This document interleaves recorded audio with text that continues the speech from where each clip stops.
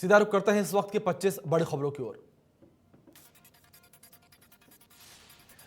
देश में पिछले 24 घंटे में कोरोना के 62,224 नए मामले सामने आने के बाद कुल पॉजिटिव मामलों की संख्या 2.96 करोड़ के पार पहुंच चुकी है। एक दिन में कोरोना से 2542 लोगों की मौत हुई है। मौतों की संख्या 3,79,573 पहुंच चुकी है।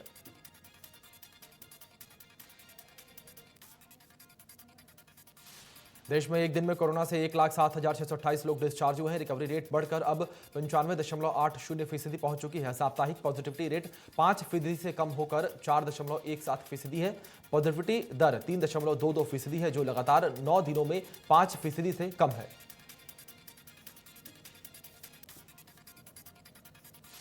स्वास्थ्य मंत्रालय की रिपोर्ट के अनुसार भारत में कोरोना वायरस के लिए 19,30,987 सैंपल टेस्ट किए गए हैं। अब तक कुल 38,33,06,971 सैंपल टेस्ट किए जा चुके हैं।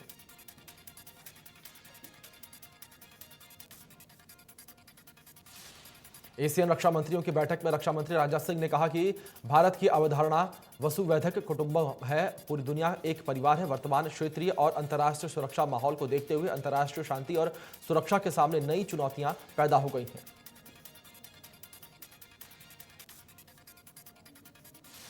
नए आईटी नियमों का पालन नहीं करना ट्विटर को भारी पड़ गया। भारत ने ट्विटर को कानूनी सुरक्षा का अधिकार छीन लिया। अफवाह के मामले में अब ट्विटर पर भी केस दर्ज हो सकेगा।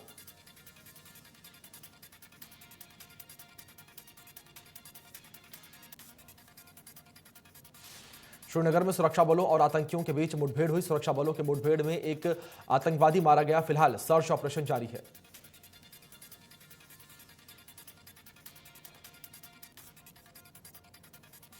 गुजरात के आनंद में दर्दनाक सड़क हादसा हो गया। एक कार और ट्रक के बीच जोरदार टक्कर हुई है। इस हादसे में एक ही परिवार के 10 लोगों की मौत हो गई। शवों को तारापुर रेफरल अस्पताल में रेफर किया गया। पुलिस जांच जारी है।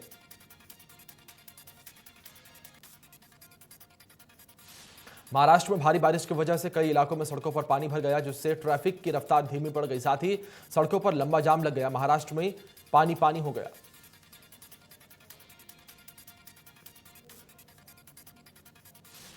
बसपा सुप्रीमो ने अखिलेश यादव पर ट्वीट करके निशाना साधा है। मायावती ने कहा कि सपा में अगर निलंबित विधायकों के प्रति थोड़ी भी ईमानदारी होती तो अब तक इन्हें उधर से नहीं रखती।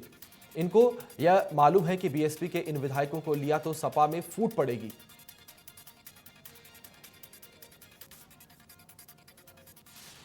राजधानी दिल्ली में कोरोना वायरस के मामलों में कमी आने के बीच आजादपुर सब्जी मंडी में लोग कोरोना नियमों का उल्लंघन करते हुए दिखे। इस दौरान बिना मास्क मंडी में घूम रहे साथ ही लोगों ने सोशल डिस्टेंसिंग की भी अनदेखी की।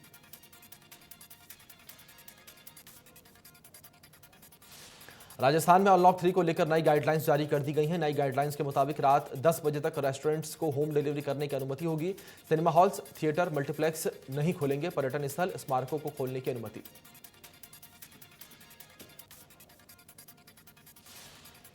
राजगढ़ लक्ष्मणगढ़ विधायक जौहरी लाल मीणा की पत्नी के निधन पर सीएम अशोक गहलोत ने ट्वीट करके दुख जताया। सीएम ने लिखा कि ईश्वर से प्रार्थना है कि शोकाकुल परिजनों को यह आघात सहने की शक्ति दें और दिवंगत आत्मा को शांति प्रदान करें।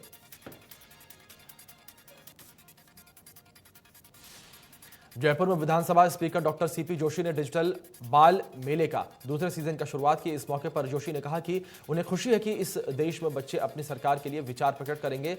उन्होंने वादा किया कि बच्चों की सरकार का पहला अधिवेशन 14 नवंबर को जयपुर में आयोजित किया जाएगा।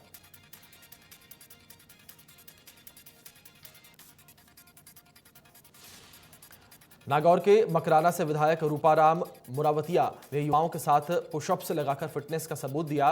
मुरावतिया अपने विधानसभा क्षेत्र के ग्रामीण इलाकों में दौरे पर थे। इस दौरान उन्होंने सेना भर्ती की तैयारी में जुटे युवाओं से पुशअप्स साथ किए।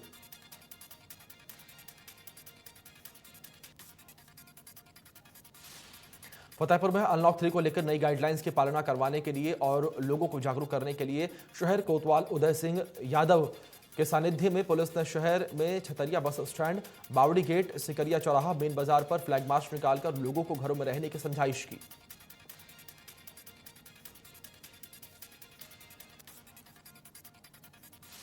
सिरोही में केमिकल से भरा एक टैंकर अचानक पलट गया, जिसके बाद टैंकर में आग लग गई। हादसे में टैंकर का ड्राइवर जिंदा ही जल गया। मामले की सूचना मिलते ही विधायक संयम लोढ़ा ने मौके पर मौजूद एसडीएम हसमुख कुमार से फोन पर बात की और घटना की जानकारी ली। चौमुमो जाटावाली रिको एरिया में स्थित जेके सेल्स प्लाईवुड फैक्ट्री में आग लग गई। आग लगने की वजह से लाखों के सामान जलकर राख हो गए। सूचना के बाद मौके पर पहुंची दमकल की गाड़ी ने आग पर काबू पाया। आग लगने के कारणों का खुलासा नहीं हुआ।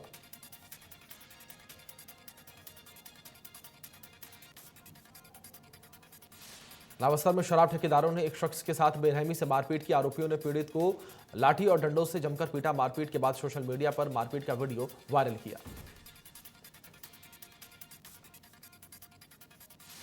बहरोड में आरटीओ ऑफिस के पास एक कबाड़ी की दुकान में अज्ञात चोरों ने 90,000 रुपए का कीमती सामान चुरा लिया। जब सुबह दुकान खोली तो देखा कि दुकान का सारा सामान इधर उधर बिखरा हुआ पड़ा था। मामले की सूचना पर मौके पर पहुंची पुलिस ने जांच पड़ताल शुरू कर दी है।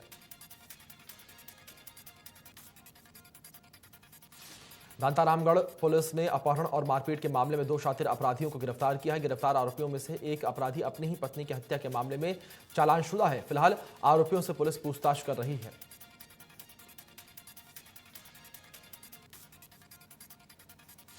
दो पुलिस ने कार्रवाई करते हुए NH 8 मलाहा के पास साकेत होटल के सामने से 2 पिकअप से बड़ी मात्रा में 293 कार्टून देशी शराब जब्त की है। पुलिस ने 2 आरोपियों को भी गिरफ्तार किया है। शराब की कीमत लाखों रुपए बताई जा रही है।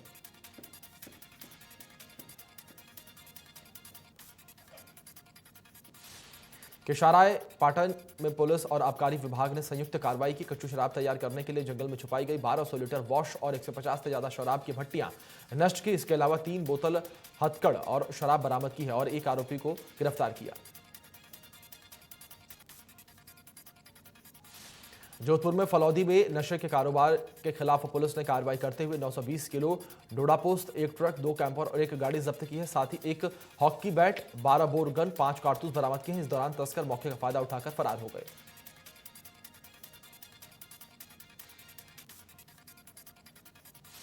फतेहपुर के रामगढ़ में होसर गांव के पास NH 65 चूरू जयपुर मार्ग पर 2 ट्रकों के बीच जोरदार टक्कर हो गई। हादसे में एक ट्रक ड्राइवर की मौत हो गई। सूचना मिलते ही पुलिस मौके पर पहुंची और शव को पोस्टमार्टम के लिए भिजवा दिया।